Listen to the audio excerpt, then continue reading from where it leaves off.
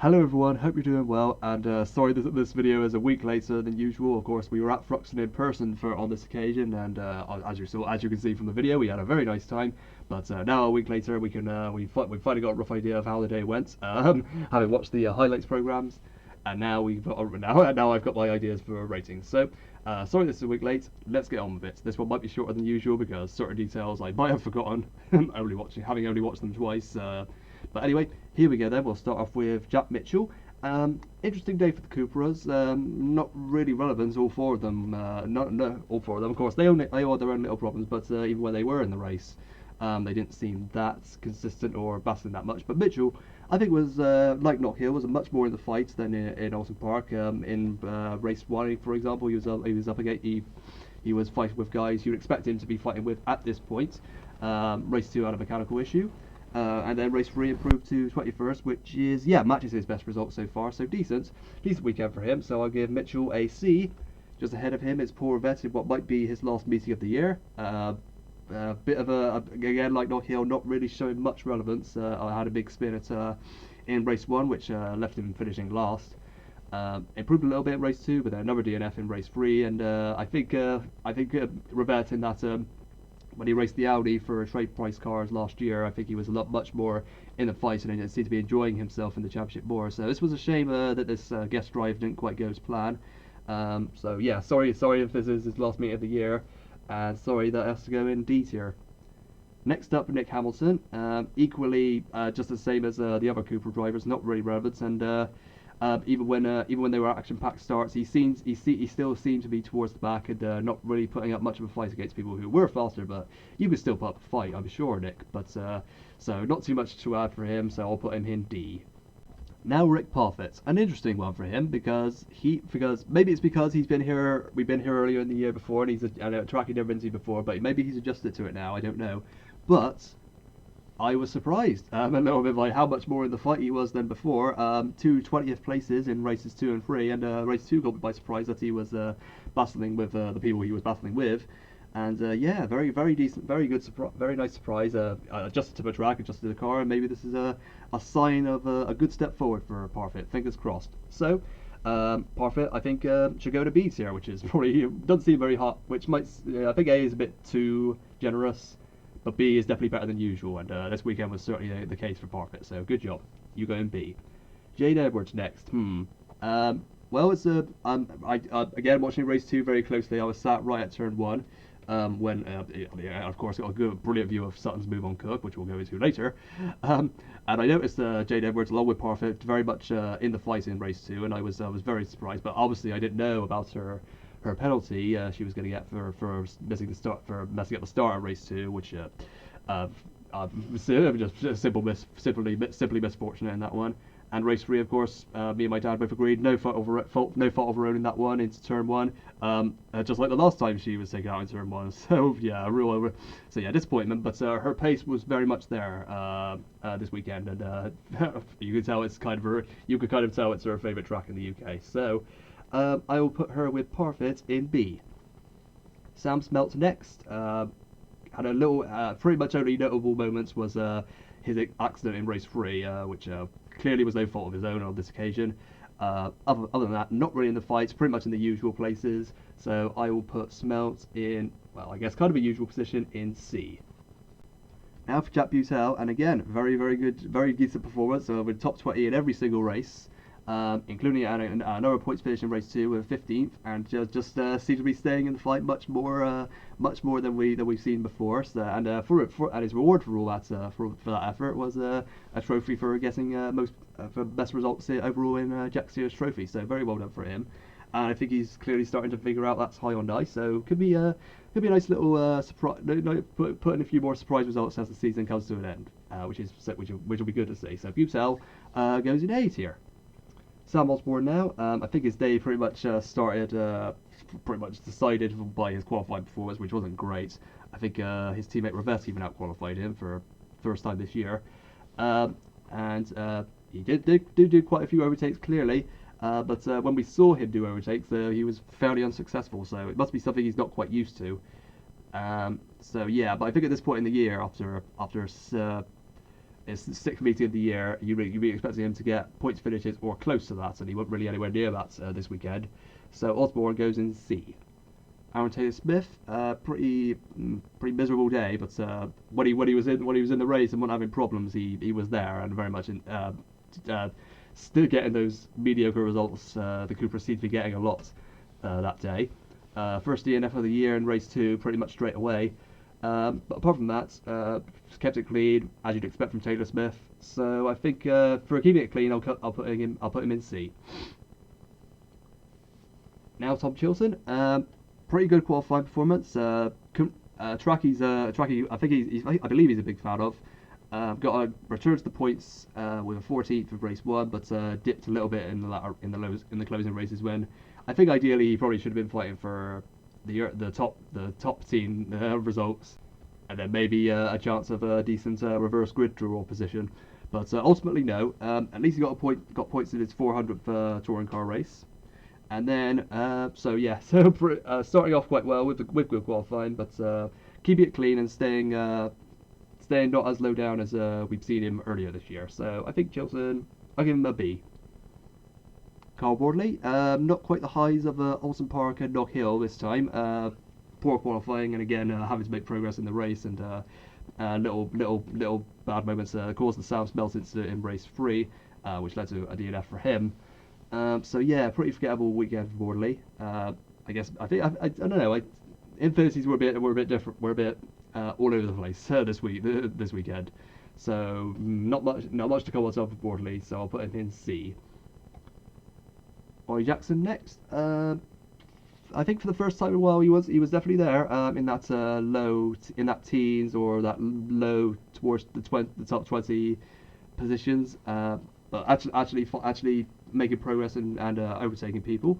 Had a little incident in race 3, which we didn't see the cause of his suspension damage, but that ended his day in race 3. I'll give Jackson a B simply for being in the fight and probably maybe getting close to that more mid-season momentum. Jack Goff, bit of a surprise not to see first time all year. No points at all this weekend. Top 20 in every race, which is still decent, but I think, like I said, the Cooper seems to be there at all this weekend, so I guess Goff can't give higher than a C. Dan Lloyd, again, just like his teammate Plato, very much in the fight, the Vauxhalls. They seem to like this track, and not quite good results, not very high results, but he'll get A. Chris Smiley now didn't seem to get that much of a good qualifying performance to start off the day, but so couldn't make too much progress in race 1, so missed out on points. But then picked up a little bit as he usually does.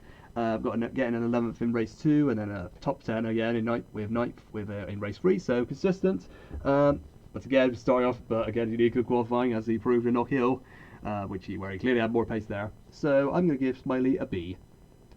Now Tom Oliphant, probably one of the first stars of the day. And yeah, I'm surprised, but I'm surprised that after today he's still only 14th in the championship, but 2 third places, both in very good, both looking very competitive in both. Race 3 dipped a little bit, I guess due to ballast. So I'm going to give Oliphant an S tier because it was that kind of day. But now I question, is this kind of performance a little too late in the year for him? Because he's had 2 absolute pretty miserable weekends today, only getting 4 points out of both of those. So yeah, but I'm glad he's picked himself up this weekend. He deserves a change in luck. I just hope it's not too late for him to get a decent championship position, a position that's worthy of these kind of results. 13th is Jason Plato. Again, just like his teammate Lloyd, very consistent up there. 3 top 10s. Looking much happier with the car than he perhaps was at Knock Hill. So I'm going to give Plato an A tier. Aidan Moffat, quite a bit lower down than Knock Hill and Alton Park, which were and Brands Hatch Indy, which were fantastic weekends for him. So yeah, it's a bit of a fall down to earth in this one. He's fallen outside the top 10. So yeah, a bit of a surprise one there. So I can't give Moffat much more than a B for this one, but I'm sure he'll pick himself up at Croft. He's usually good there. A bit of a similar story for Stephen Jelly, who had got up to 8th in the points heading into this weekend. And despite getting three points finishes, one in every race, I think this one was probably not what we expected after the last few weekends. I think I can see why he'd be disappointed by this one a little bit. So falling outside the top 10 again, but maybe he'll pick himself up in Croft, which is obviously a real-world drive track. So him and Moffat will be fighting back and trying and probably jumping into that top 10 straight away. So yeah, not much good for this weekend for Jelly. So I'll give him C. Senna Proctor now, he's finally in the top 10. He still does. I like seeing Wikipedia and seeing that big gap from where he didn't come here the first time. But now he's finally in the top 10, and he's had performances worthy of that.